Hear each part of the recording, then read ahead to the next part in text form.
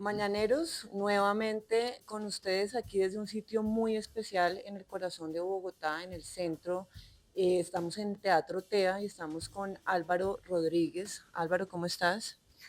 Mucho gusto, me encanta tenerlos por aquí. Y Patricia lleva un año ahí detrás de la entrevista y por fin pues la logramos y qué lindo que fue acá. Pat, ¿cómo sucedió ese encuentro entre ustedes dos?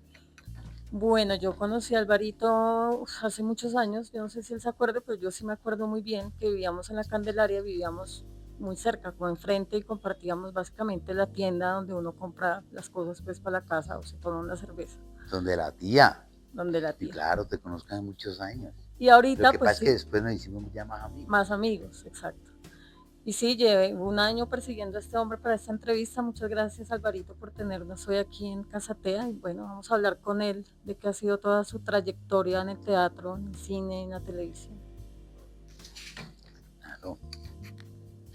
Para nosotros es realmente un honor estar aquí contigo, pues porque eres como parte de todo nuestro crecimiento audiovisual y teatral colombiano, comenzando por La Gente de la Universal, Perro come perro y lo que estás gestando actualmente en el teatro colombiano y desde toda la vida, pero con espacios como este donde pueden seguir adelante las artes.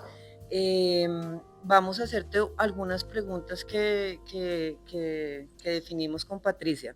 Usted es un hijo del teatro La Candelaria. Después de décadas de carrera, ¿qué queda en el Álvaro de hoy de esas enseñanzas del maestro Santiago García? Pues yo creo que tengo el corazón de la Candelaria que palpita conmigo y con la Candelaria hay un antes y un después. Yo hago teatro desde muy niño porque en la casa, paradójicamente, las circunstancias económicas que fueron de una austeridad impresionante, porque eran 13 hermanos y mi papá quebrado, no habían juguetes, no había nada, entonces había que recurrir al ingenio, al invento. Pues, así teníamos equipo de fútbol, teníamos equipo de básquetbol, de voleibol, hacíamos música con las ollas de la cocina. Sin embargo, en ese proceso, 5 hermanos terminaron tocando armónica.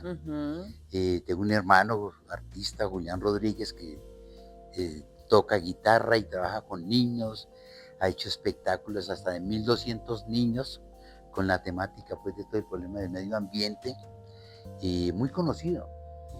¿Y Eso lo tu inició padre qué hacía? fundamentalmente en España y después aquí en Colombia. ¿Y tu padre qué hacía? Mi papá era una persona maravillosa, como mi mamá, que yo aún no entiendo cómo hicieron, porque Sí, mi fue papá pucha. estudió hasta segundo de primaria y llegó a tener una fábrica de gaseosas Ay, yo pensé que una fábrica de niños. y también fábrica de niños.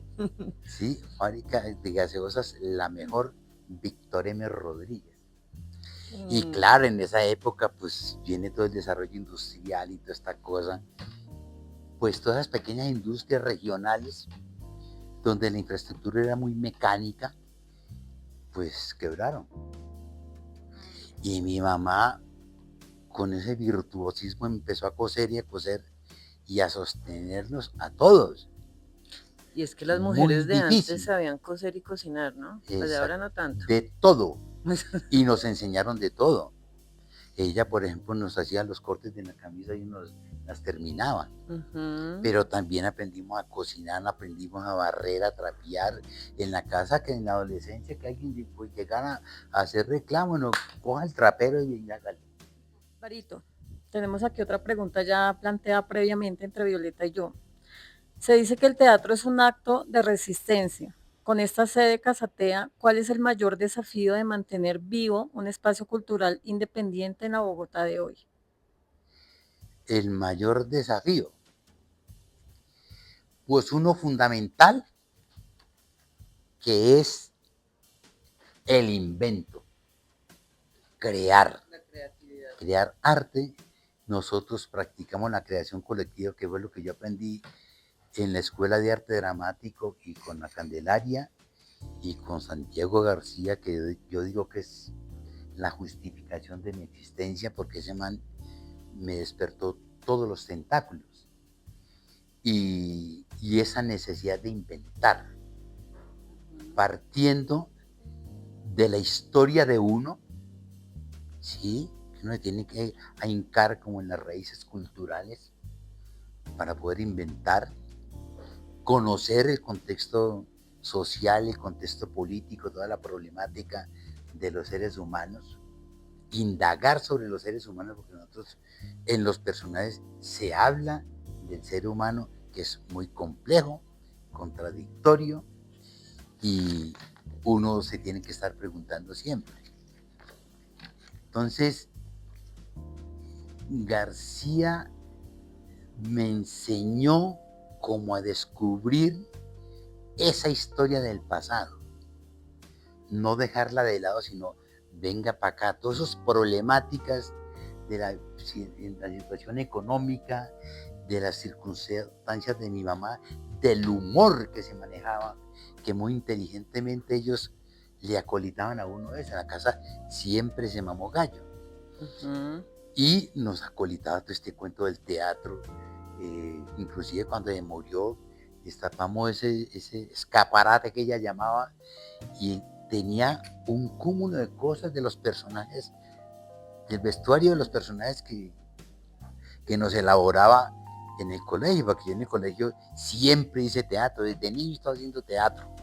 Jugando. Siempre en los homenajes a la bandera, en quinto de bachillerato con un profesor de literatura muy bacano que le gustaba el teatro, hicimos el primer montaje del absurdo, que es la primera vez que yo escuché hablar de eso, de Ionesco, en Cacique, y con eso me gané la primera beca en la Escuela de Bellas Artes de Cali.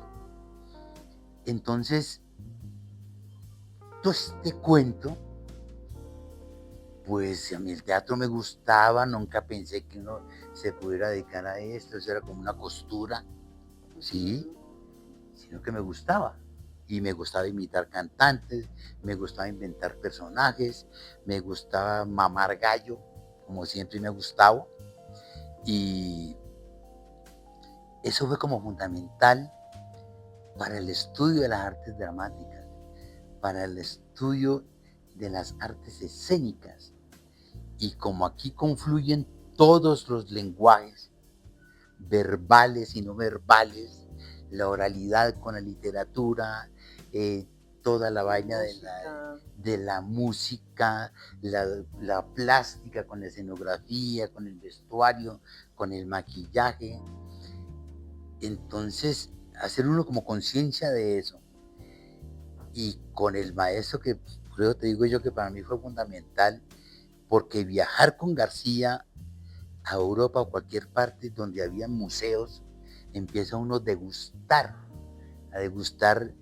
todo este cuento y cómo asimilarlo para traducirlo al lenguaje teatral, al lenguaje del texto, que como con el cine son muchos textos. Estos que yo digo para lograr el texto final, que es el del teatro o el del cine, que se me apareció ahí como de chiripa, y me enseñó lo ignorante que uno es, pero le abre el camino para descubrir todas estas distintas disciplinas, estos distintos lenguajes, y lo pone a uno a sensibilizarse con eso para poder desarrollar un personaje que no está aislado de todas las circunstancias dramatúrgicas, que no está aislado de la vida sociopolítica, y que le despierta a uno con esos elementos que le da uno García y los clásicos para el invento, para hacer uno lo que le dé la gana, con la mayor humildad, con honestidad y como con el camino hacia lo ético. Y por eso nosotros aquí, por ejemplo, todas las obras son nuestras, son inventadas por el grupo o en el trabajo colectivo. De pronto algunos, como Paola Guarnizo, ha desarrollado su escritura y entonces ha escrito las obras, algunas, y otras son colectivas, como la que estamos haciendo ahora, que no sabemos ni siquiera cómo se va a llamar. De esto que nos cuentas de cuando pues, descubres el texto en su forma que te da también toda esa estructura para poder desarrollar lenguaje. ¿Tú consideras que en el texto y en el guión está toda la fuerza del teatro o del cine? ¿Y cómo funcionaría entonces la improvisación dentro de esa pregunta? Pues? El universo de la improvisación es infinito. Uh-huh. Son muchos niveles de improvisación. Por ejemplo, improvisando, estudiando, discutiendo con acuerdos y desacuerdos, con despelotes y gratitudes, carcajadas y piedras, inventamos la obra entre todos. Cada uno es un complejo ser de contradicciones, de gustos, de virtudes. Ese despelote es lo rico de la creación colectiva. Uh-huh. Y lo último que sale es el texto. Okay. Regularmente aquí, como trabajamos nosotros, que insisto, trabajamos como nos da la gana, con ese respeto y esa humildad, y a ciencia cierta, conociendo que no es la única manera de hacer teatro. El arte se hace como uno le dé la gana, ¿sí? Así como muchos parten de un texto, ¿sí? El montaje en la obra aquí se va como desarrollando en el proceso inventivo. ¿Sí? En el cine, o como el teatro, cuando ya hay el texto, la improvisación es distinta. Es qué es lo que le motiva a uno para ese proyecto, ¿sí? Y que cada uno es distinto. Para mí, por ejemplo, cada película es como una escuela que depende del director. Un buen director para mí es el que logra descubrir las cabezas visibles de cada lenguaje, que cada uno es un arte. Esa cabeza, esa inteligencia sencilla que logra captar qué es lo que el director quiere, ¿sí? El director de fotografía, el director de arte, ¿sí? La música, o esa parte sonora, que no necesariamente tiene que ser una música elaborada específica para un texto, sino ese universo sonoro en el universo audiovisual. ¿Me entendés? Entonces siempre es muy complejo y siempre hay distintas maneras, distintos temperamentos. He conocido directores de todo tipo, a todos los respeto. Hay unos que me sacan una piedra a la berraca. ¿Dos directores favoritos colombianos? Para mí, personalmente,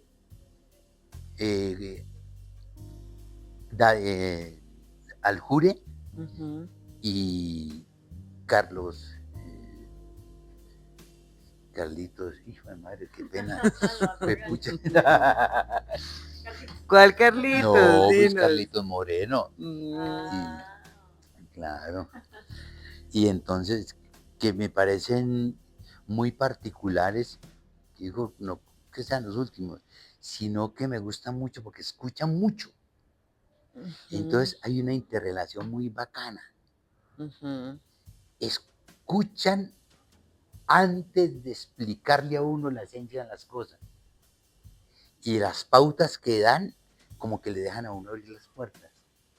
Entonces, si se habla ya de una interrelación en la comunicación, entonces está el proceso del invento, un proceso de improvisación distinto. Cada uno es diferente, pero cada uno tiene su sello. Sí, y lo lindo que nos dices es que en este arte, pues, de todas maneras, al final termina siendo colectivo la creación. Recolectivo, uh-huh, ¿no? Por eso hablaba de los distintos textos. Si eso no se hace conciencia de eso, es imposible. Uh-huh. Es decir, cualquier obra, es que hasta el pintor, hasta el escritor, que escribe solitario no está aislado de su contexto, de las circunstancias sociales. Es más, son los que más elaboran una cultura muy particular, se conectan con el mundo, que es lo que los despierta hacia ese momento estético de encontrar la metáfora con la poesía. ¿Me entendés? Yo creo que ningún artista se ha aislado. Bueno, no sé, los paisajistas, esas El cosas, plástico es muy aislado.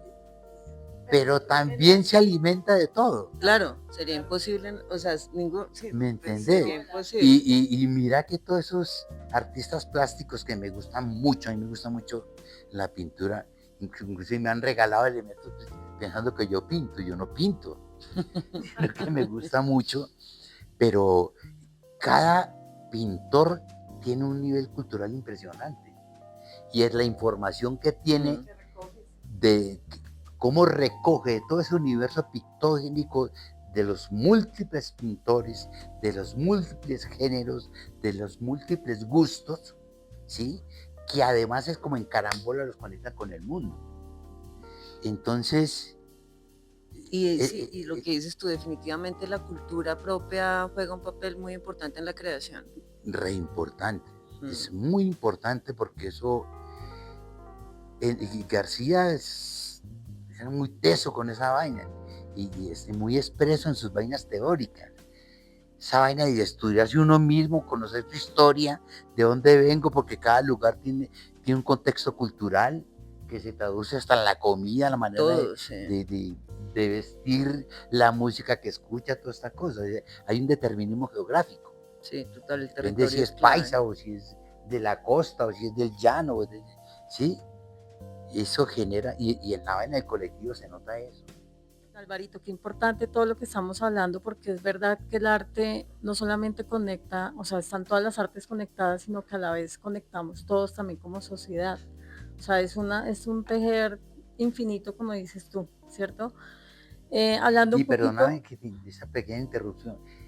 Es infinito hacia el universo.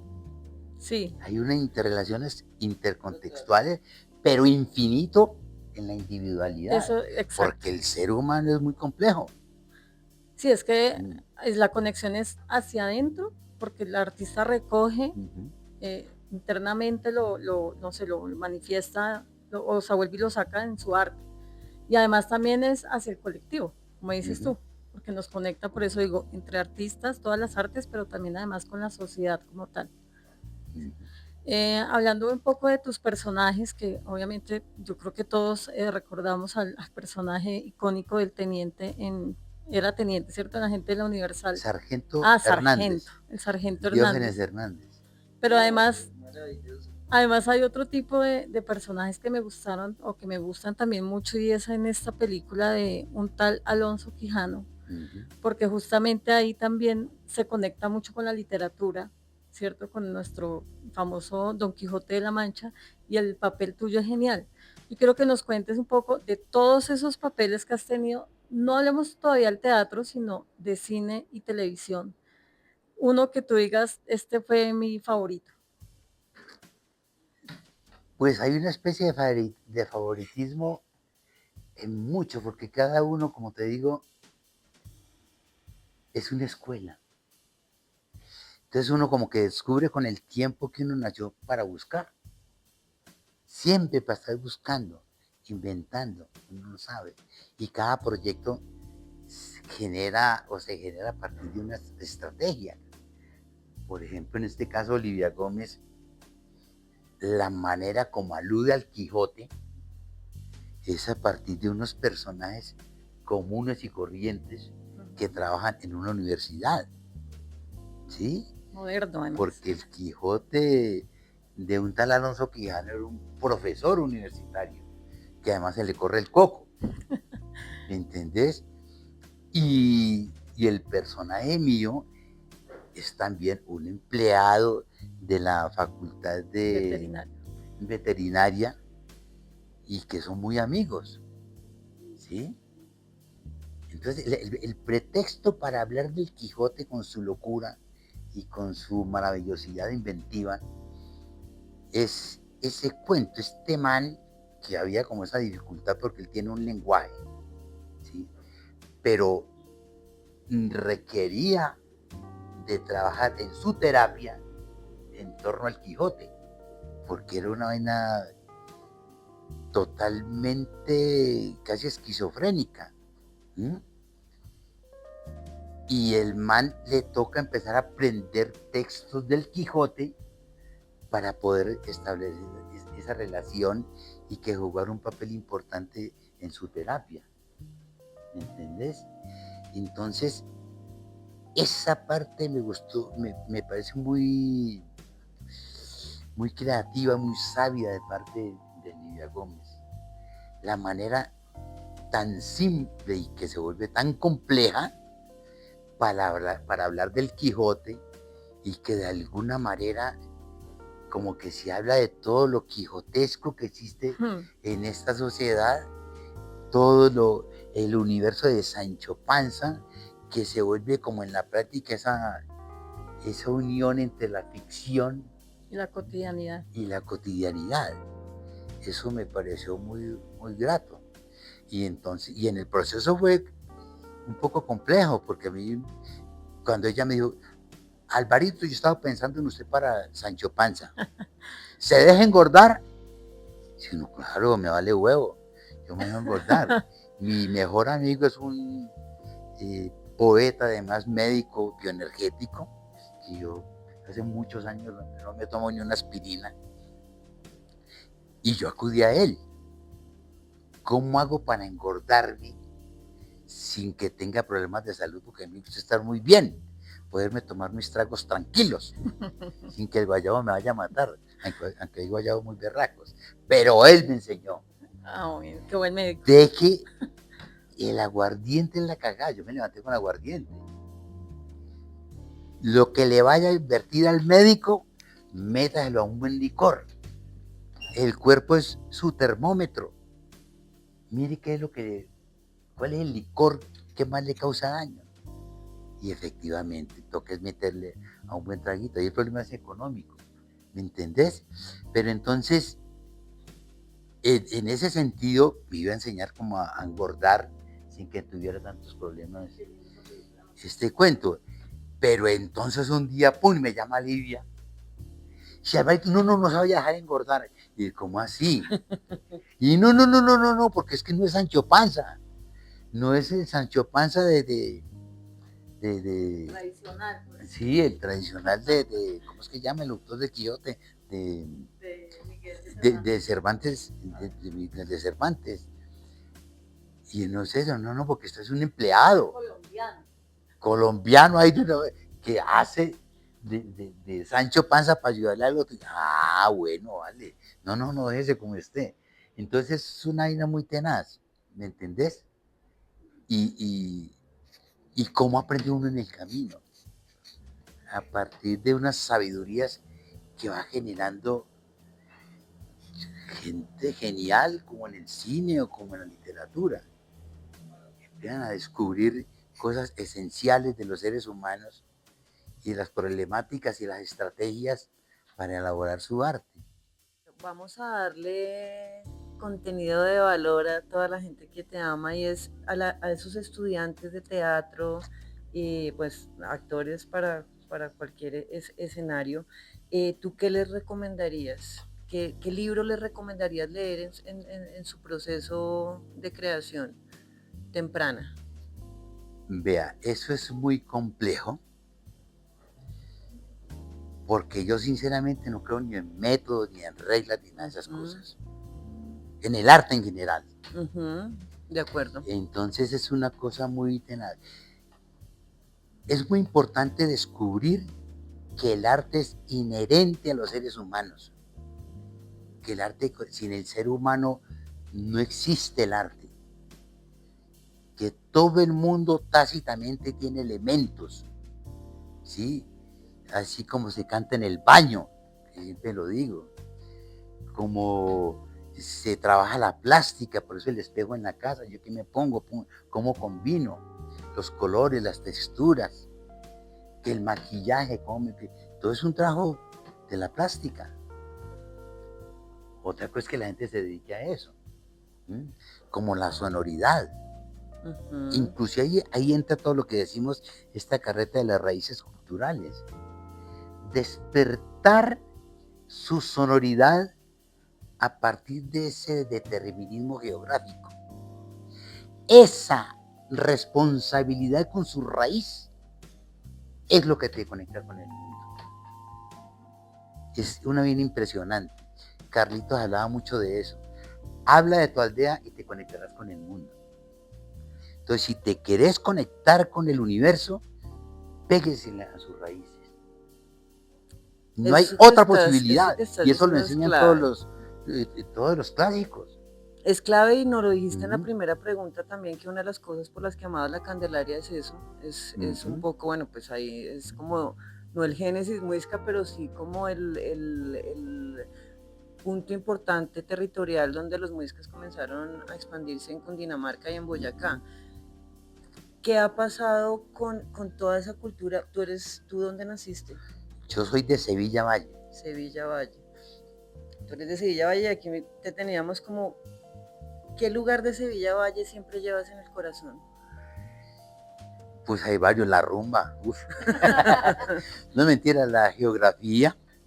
Hermosa. Toda esa parte del Quindío, inclusive en estos últimos años he tenido oportunidad de trabajar el cine con el Quindío. Vengo de hacer una película, Judas, en Córdoba, Quindío. Estaba todo barbado para hacer ese personaje. Entonces me hizo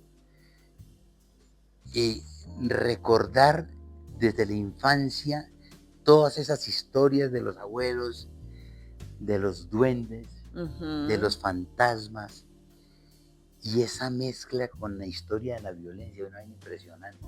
Ahí hay tema a la lata. Sí, total. Este amigo, el director Andrés Roa, ya lleva 2 largos, 4 cortos y 2 largos que tienen que ver más o menos, sin ser las mismas, son como las mismas motivaciones. ¿Entendés? Entonces, a mí no se me olvida de Sevilla, me encanta, que es una vida muy bonita. Ese problema tan tenaz de yo salir de Sevilla en esa olla tan tenaz, mi mamá estaba más asustada porque yo llegué aquí a la deriva. Pues mi hermana estaba estudiando ahí en la universidad. Yo llegué de 20 años. Entonces, es una vaina muy tenaz porque uno convivía como con los personajes de Sevilla, y entonces ya en la distancia, llega uno y empiezan a contarse situaciones que nunca había visto, este esperote tan berraco, en la vestimenta, los personajes de la calle, ¿sí? Las locas de la calle o el loco de la calle, y me lleva eso, a conectarme con esos personajes que convivía, que estaban en la vida cotidiana, pero uno no los había objetivizado. ¿Me entendés? La loquita, el lustrabotas, que cada uno tenía como unos rasgos distintivos. Eso me sirvió tanto. Claro. Me sirvió tanto para empezar como a elaborar los personajes y encontrar como esa mímesis inicial que es con la que uno tiene que romper hasta que llegue otra cosa que lo surge el proceso inventivo. Entonces, y la comida, me acuerdo mucho de Sevilla. ¿Qué es la comida rica de allá? Pues la bandeja paisa. Pero lo más tenaz es que esas comidas, esos sancochos, esos frijoles, muchas veces eran más de la cabeza, de la motivación, porque en la casa era como difícil. Había etapas que nos daban un huevo entero cuando cumplíamos años. Entonces, los platos exquisitos eran más en sueños, eran más en la idea. Qué rico. Y uno con hambre se sueña en los platos más exquisitos. ¿Me entiendes? Entonces el sueño, y por eso se asocia a esa necesidad de uno creer en los sueños y obedecerle al corazón para inventar y hacer lo que le dé la gana. Que eso es lo que yo le digo a la gente nueva, a la gente que quiere estudiar, haga lo que le dé la gana. tú que tuviste hijos? con mucha humildad, no la humildad cristiana, porque cada uno verá qué piensa, si siempre lo digo, la humildad como sinónimo de honestidad, de lealtad y de ética. Es clave en Cada uno cualquier... inventa como le da la gana, partiendo de que todo ser tiene por ahí su artística escondido, ¿sí?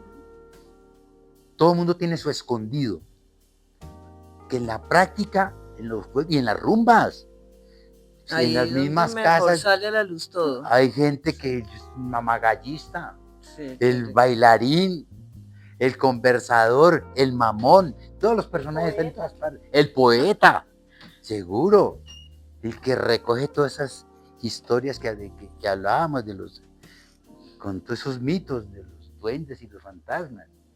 Y entonces, de por sí, este man es muy bacano por eso, porque fue los abuelos, el bisabuelo y el abuelo, lo que lo llegaron desde niño de todas esas historias. Y con eso es que fue que le dio por hacer cine. ¿Me entendés? Y cómo se asocia a la geografía, a la topografía. Todo, Porque es un mitología, lugar que astrología, para la o sea, foto es una cosa extraordinaria, hermano. todo ¿Sí? se Y va. una noche allá. Entonces, por eso digo yo que los pelados que quieran hacer esta vaina en el teatro, es decir, que hagan lo que les dé la gana. Que lo hagan. Que cometan el error, que para mí no es el error. Para mí es un cúmulo de conocimiento. Como que el niño cuando se cae no es un error que pele la rodilla, sino es así como aprende. ¿Sí? Pues sí, hay varios dichos y que error y ¿qué? ¿Cómo es que dice? Prueba y error, sí, todo eso es válido. Pero en el fondo hay que creerle a toda esa vaina. Porque es que lo que se denomina error es lo que te lleva a ubicar la cabeza donde es.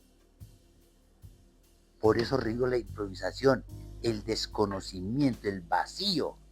Ahí es donde te da la pregunta para saber qué es lo que yo tengo que estudiar, qué es lo que tengo que leer, la película que tengo que mirar, ¿sí?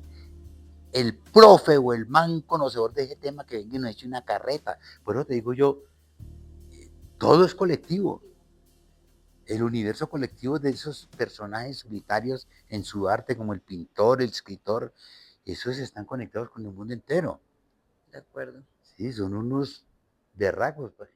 Hagan lo que les dé la gana, canten como en el baño, hagan lo que sea. Eso mismo les va generando una manera propia, muy particular de desarrollar su estilo, sus gustos.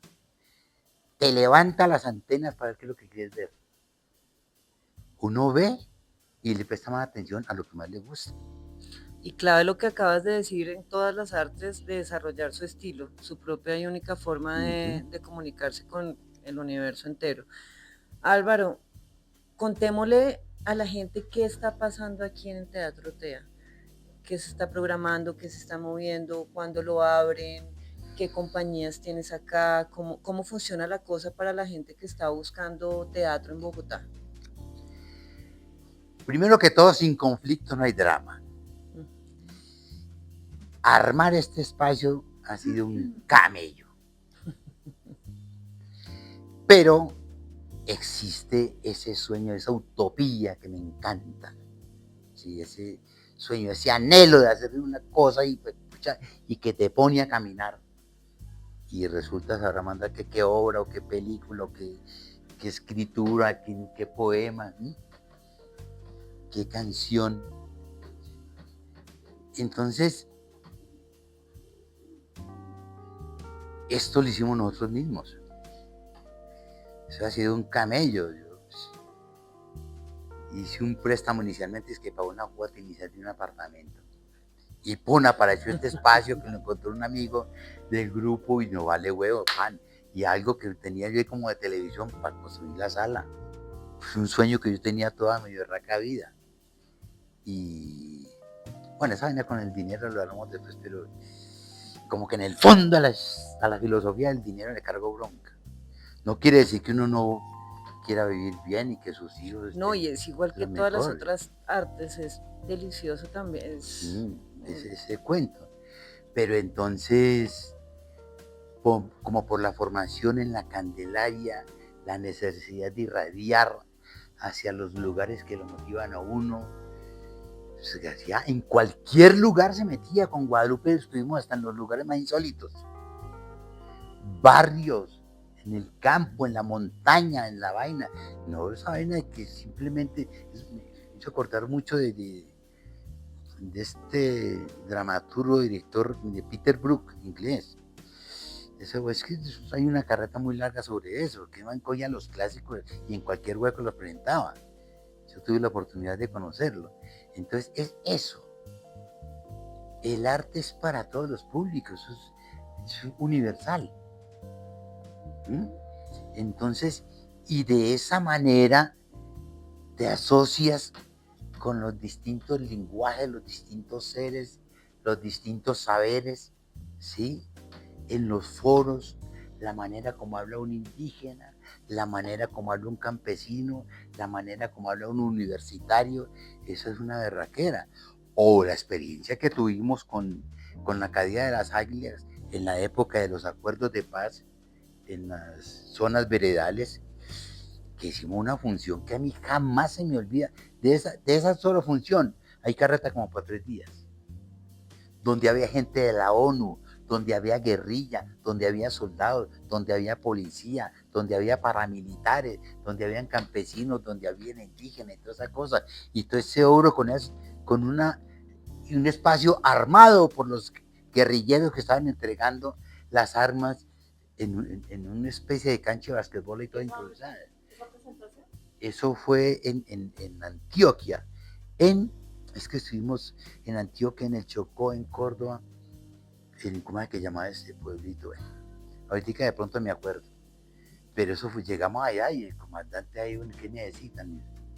Y nosotros necesitamos un cubo, pero lo podemos hacer con alambres de árboles o de guados, y eso fue de una, él la pilló de una. Y como la obra está armada es con patas, entonces ahí armamos todo el cuento. Pero lo más rico fue, todas las circunstancias se dieron. Lo que parecía como más incómodo y el obstáculo se volvió como más creativo. Así es el arte, como dicen, de la manera más insólita se obtienen los hallazgos más geniales. Cayó un aguacero y ya no había, pues hacer de viaje, no sabía qué hacerlo. Claro. Empezamos la obra lloviendo. Escampó. Y el escampado quedó fue el escenario cubierto de pura neblina. A eso me refiero que mejor, porque la escenografía... De pura neblina. Entonces, perdóname, te interrumpo un momentico. Yo me he visto esa obra 3 veces y para quienes no lo han visto, de verdad que les aconsejo que estén pendientes de la próxima vez que la presenten. Ya ahorita nos dirá Alvarito, porque es impresionante, es increíble, es de las mejores obras que yo he visto acá en Casatea.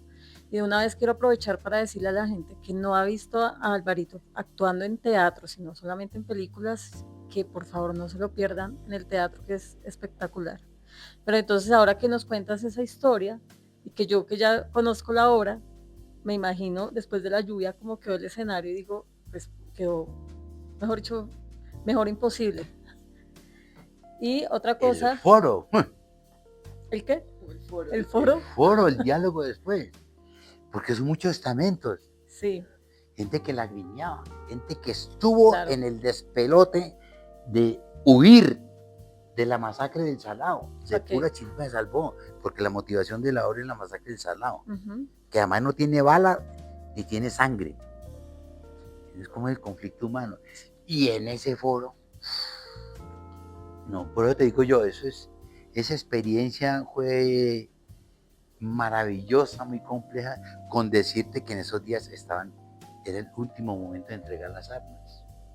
No, pues, la sola actitud, el solo semblante de los guerrilleros ya sin armas, qué cosa humana tan compleja. Porque con el temor de lo que podía pasar, que efectivamente ha pasado. Claro. ¿A cuántos nos han matado? Eso por eso te digo yo, esa experiencia, es que el arte es una berraquera para eso. Es que Alvarito nos dijo ahorita, el arte no podría ser sin el humano, pero yo pienso que el humano no podría ser sin el arte también. Exactamente. Son parte de... Sí, son Por favor, maneras. yo insisto que vengan a ver a Alvarito en teatro, es impresionante. Vamos a estarles de ahora en adelante recomendándoles todo lo que pase aquí en Teatro TEA, porque realmente es importante, en Casa TEA, porque realmente es muy importante que hagamos parte de esa creación, desde así sea desde ser espectador, pero sí es muy gratificante para el mañanero de ese encontrar este espacio que ya Patricia lo conocía, pero realmente de aquí en adelante ahí estaremos, mejor dicho, al pie del cañón, comunicándoles todo lo que pasa aquí en Teatro TEA para que... Y la pregunta que hacía la niña Patricia, en octubre se celebran los 10 años de estreno de La Caída de las Águilas y vamos a hacer una temporada celebrando estos 10 años de existencia. ¿Piensas que te hace sentir Bogotá? ¿Qué es Bogotá para ti que llevas tanto tiempo creando desde acá? Eso ha sido un proceso doloroso y grato. Yo llegué aquí, yo duré 2 años pensando que yo me devolvía o para Cali, porque yo me había ganado una beca allá además, que fue el servicio militar, que me tocó prestar cuando terminé bachillerato, el que no me dejó disfrutar de la beca. Cali. Pues yo fui y le pregunté a Enrique Buenaventura, no, él me dijo, cuando terminé, Enrique. Y entonces me dijo, Álvaro, pero ya ven 3 meses de clase y es toda la introducción teórica, es importantísimo, ya le conocimos el trabajo, espere y entra y empieza el año lectivo, que esa beca está abierta, siempre tienen las puertas abiertas aquí. O sea, estabas en el ejército cuando esa beca... Y terminé el ejército y entonces yo fui y ya habían empezado, decía, 3, 4 meses. Pero y me dijo, no se va a perder la parte teórica, que es muy importante. Y pues, aguántese. Entonces mi hermano estaba estudiando medicina aquí el primero que pudo estudiar en la Universidad Nacional, y me dijo, pues venga para acá mientras tanto, a ver. Y estoy estudiando antropología, no tengo la menor puta idea por qué. Pero intentando armar un grupo en antropología y en ciencias humanas, que con la ayuda de Lisandro Duque, director de cine, que es de Sevilla también. Yo había hecho un culebrero, con un culebrero, en una rumba en diciembre en la Universidad Nacional, amaneció, yo soy de culebrero y levantamos por una caneca de aguardiente. Y ustedes saben, entonces, Lisandro está armando unas peñas culturales y me invitó con ese culebrero a la Candelaria. Ahí fue la primera vez que fui, me paré en el escenario, yo ya había ido a ver teatro allá. Y siguió llevando a organizar las peñas y me invitaron a la Candelaria. Y ahí fue donde yo dije, yo para la antropología, aunque la lingüística, la semiología, me ayudaron mucho. Porque García trajo toda esta carreta al pensum de la Escuela de Arte Dramático. Y entonces me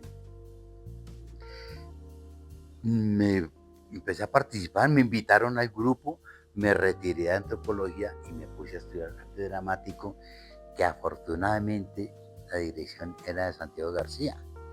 Y es mucho lo que yo le aprendí a ese man para ser feliz hasta mi último suspiro sobre las tablas. Una de las claves, a ver. ¿Ah? Una de las claves que te dejó García. Las claves, descubrir lo que usted tiene. El arte es un riesgo. Haga lo que le dé la gana. En esa utopía, eso te enseña a caminar. Todo el mundo sueña. O sea que te quedaste acá, no llegaste al TEC nunca. No. Te quedaste. Ni a Bellas Artes, no. Después, ¿qué pasó? Te atrapó Bogotá. Me atrapó Bogotá, no, que me invitaron a la Candelaria y García era muy llave de Enrique. Y, sí. No, haga. Y no, está bien. Y yo a Enrique también aprendí mucho, porque eso es una llavería insoluble. Y No, y empecé, me tocaban las vainas más tenaces. Por ejemplo, Charlie Bosse ganó una beca en Alemania de dramaturgia y García, yo estaba haciendo las luces. Y yo, no, yo lo vi haciendo un personaje ahí, de un director inglés, Gregory Dark, de papas fritas de Wesker. Y me tocó hacer un soldado. Y yo, no, venga, haga usted ese soldado. Y yo, no, pero maestro, no, hágalo, yo le ayudo. Y esa mí no se me olvida, eso fue tenaz. Cagado el susto. Y yo de pronto estaba improvisando ahí cuando García era... ¿Y todavía sientes susto? Vuélvase bruto, no piense. Iba a preguntar lo mismo. Es como que vuélvase bruto, no piense. Semejante culto que te hablaba de astronomía, de filosofía, de dramaturgia, de historia, de qué no hablaba de ese man era un genio. Una discusión de man con Enrique era, fue puta. Eso era, valía más que cualquier clase en la universidad. ¿Entendés? Le abría uno las puertas hacia todos los lados, una diáspora, hijo de puta. Y entonces, que vuelva a ser bruto. El tiempo que me costó ya en la práctica, es que el cuento es que uno habla mucha mierda y ya empezar a entender. Creer en usted, tiene que estudiar, si no estudia se lo lleva el berraco, pero si se pone a copiar lo que estudia también se lo lleva el berraco, porque esto es un invento.